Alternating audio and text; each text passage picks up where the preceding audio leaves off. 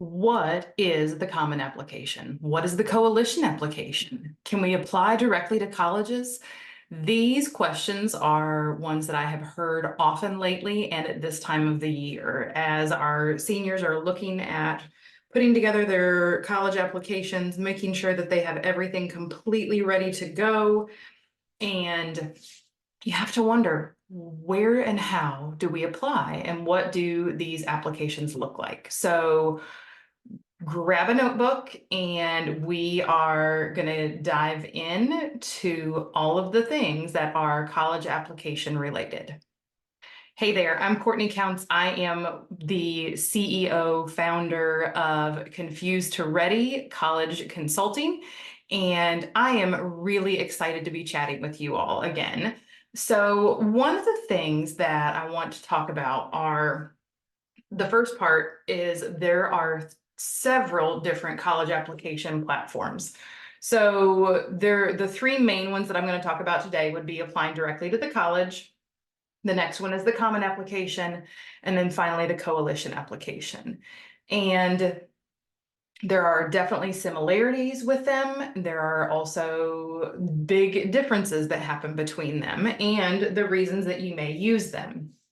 So starting out talking about the applying directly to the college. So some colleges will actually require students to apply only through their application. So that might be different public schools. If you're applying to schools like the Air Force Academy, some other colleges, they and universities, they're going to have their own platform and they only want you to use their application. That gives those colleges the opportunity to have an application that is really specific and detailed and tailored to what they are looking for.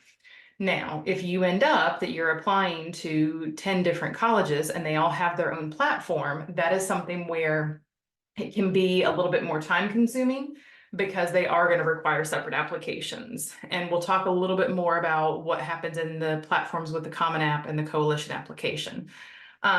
So the good thing about it is that it's easier to provide exactly what the school is looking for, and you don't have to think, okay, well, there's a Common App application essay, and then there are supplemental essays, and then there's a YS essay, and which of these do I actually need to complete, and does it matter for this school and it doesn't for that school? So knowing exactly what those colleges are looking for when you apply directly to them can be a really good thing. Like I said, though, it does make things a little bit more time consuming because you would be filling out multiple applications in different portals with different usernames, with different username and passwords. And so you're filling all of that information out multiple times. Then the application platform that is the most commonly used, I would say, is the Common Application. So this one has well over 1,000 colleges and universities that are participating in it and using this one application. So Common App allows you to create one account. You are entering your demographic information for the Common App portion. So there's the Common App portions of the application. So your demographics, your basic information. Again, I'll go into this more in detail. Then there are college specific portions. And so you're only having to enter the Common App portions for the one time. And so you get to apply to multiple schools at once. You're not having to fill out separate applications. It is one portal that you can go to. And because they have the Common App portion as well as the school specific portions, you're able to really easily see what is needed for the schools with those supplements. Now, some schools might say, okay, you did the Common App essay, but we also want you to fill out these additional forms or these additional materials or all of those other things. And so that can be some extra work depending on the school and what their specific requirements are. Then the next platform is the Coalition application, the Coalition for College application. And it is definitely not as widely used, but it is becoming more popular. A lot of public universities, some private schools, it really is focused more on underserved students, affordability, and students are able to actually begin building a portfolio in that application as early as freshman year. So first generation, low income, underrepresented students are really, they are one of the main beneficiaries or targeted in using this application. And then you have that portfolio, but it's not as widely known, and it's not something that near as many schools are using that application. So when the three platforms, they all have a lot of similarities. So they're asking you for your basic information. They're asking you about your high school history. So essays, letters of recommendation, looking at transcripts, all of those things, those are going to go to all of the colleges. The differences may be with essays, with how to submit supplemental materials. So there's the SRAR, which is the student reported record of all of your information. So, and that SRAR, that can be sent to multiple schools. But that's where students are entering things like their academics, their academic history, they're entering test scores, all of those pieces. So it's that self-reported record.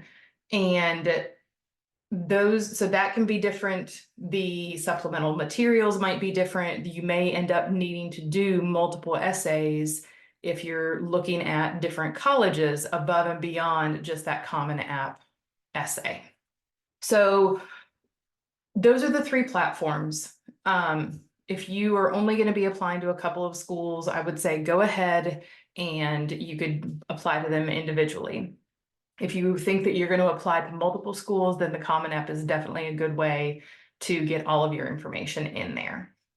Now, we talked about the different, reference the personal information, the academic information. So let's dive into the different parts of the college application. When students are filling out, no matter which platform it is, you're going to have that personal information. So this is going to be things like your name, your address, your birth date, other demographics, information about your family. Are you living with mom? Are you living with dad? Are you living with both parents? Do you have a guardian? Making sure that all of your information is up to date, making sure that your name is going to match what is on your transcripts and other records. Now, here's one thing with that. If you have a preferred name, it's going to be checking with the college, checking with that application portal about how they will review that preferred name. And if you have a legal name change, then making sure that whatever the school or your tests, SAT, ACT, that those things match. And so just being aware of what the individual college's requirements are going to be with that.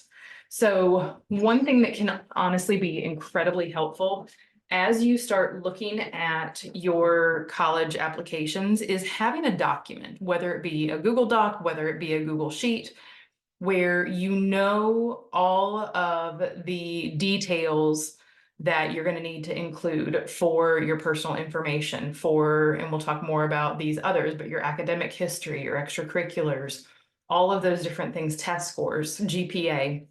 So having that all in one place is going to make things significantly easier as you go in and are actually, you're actually submitting and entering the information. You also want to make sure that you are double checking it.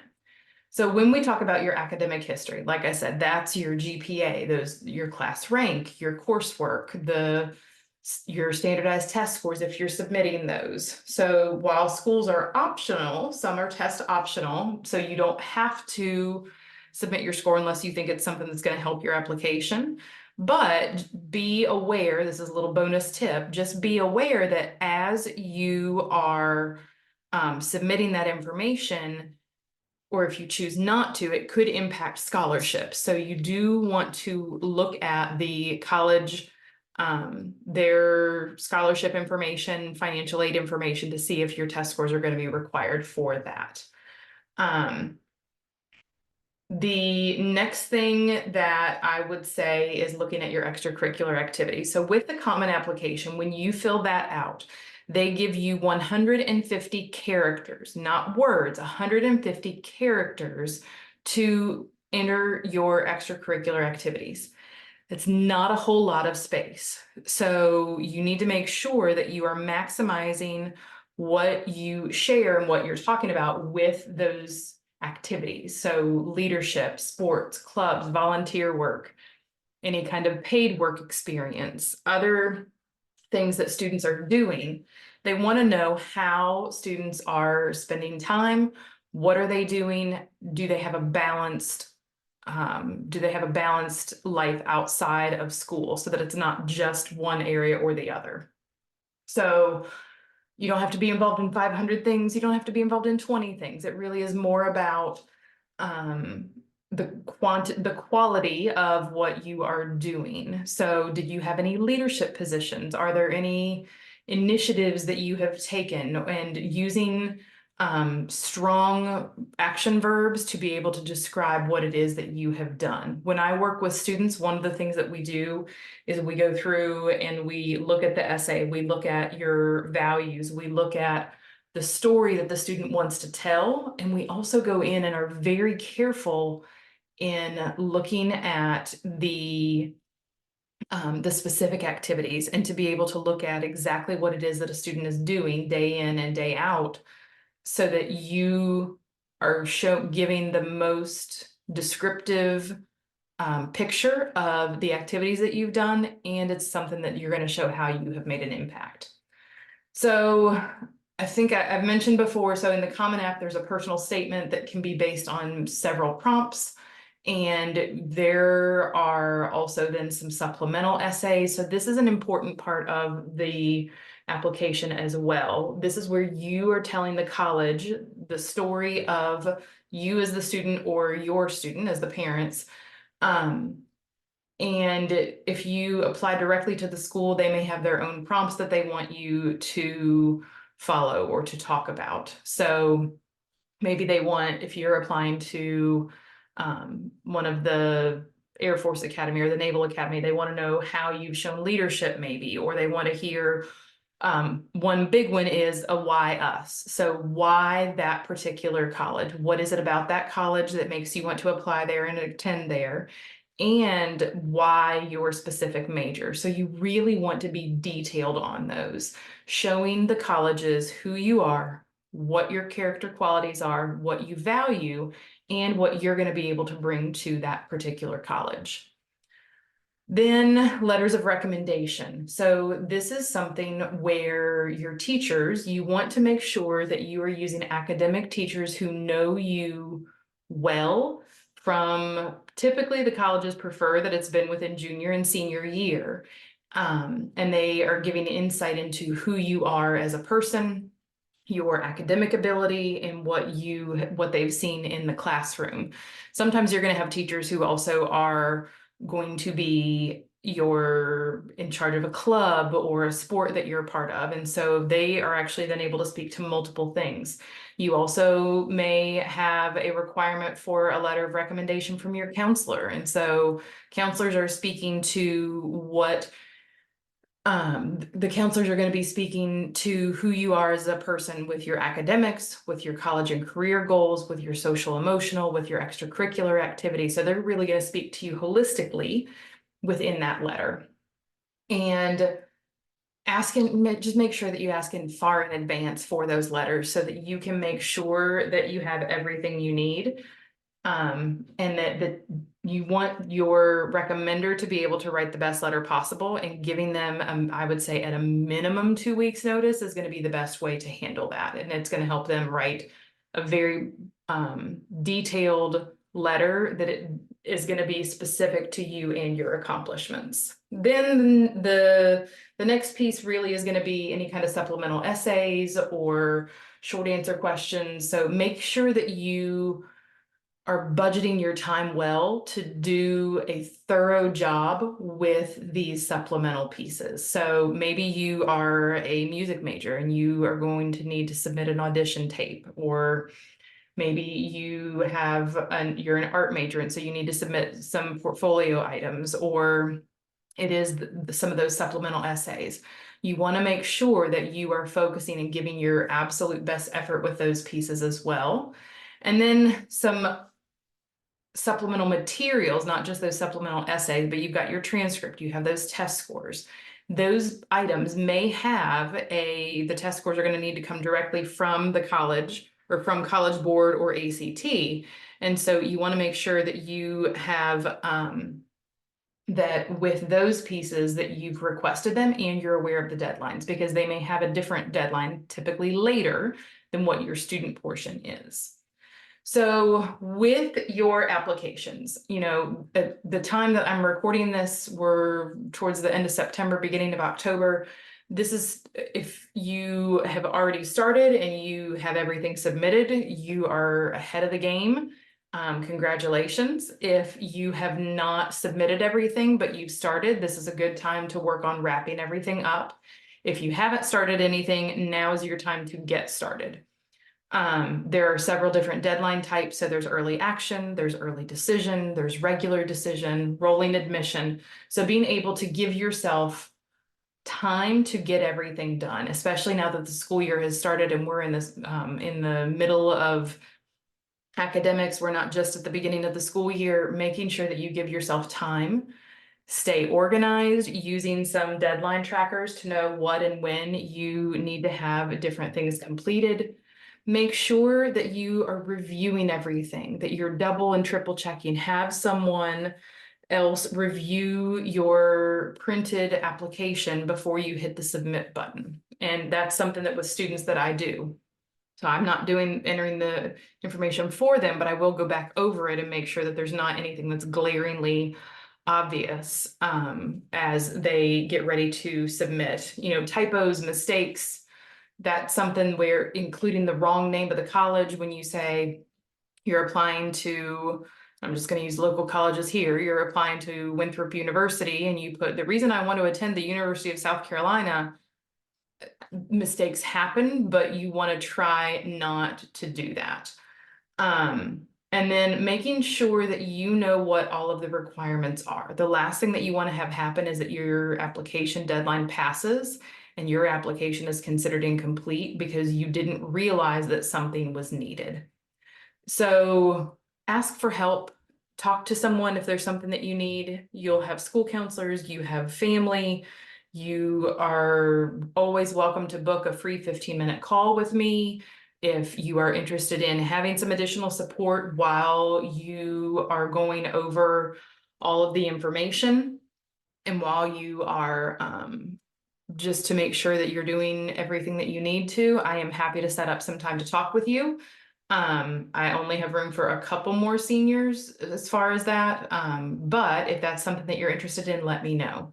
So one thing that you can do, I mentioned you are more than welcome to set up a 15-minute call. If you are the parent of some younger students, the good news is there is still some time for you to get, there's still time for you to do the research and to be able to figure out how you can be ahead of the ball game for next school year. So if you have any questions, please send me an email at admin@confusedtoready.com. And I would love to have the chance to talk with you. You also can download my guide on 10 mistakes that you are making right now in the college search. That information, if you go to confusedtoready.com/10 mistakes. And I would love to check in and chat with you sometime soon. I hope you have a fantastic day. Take care.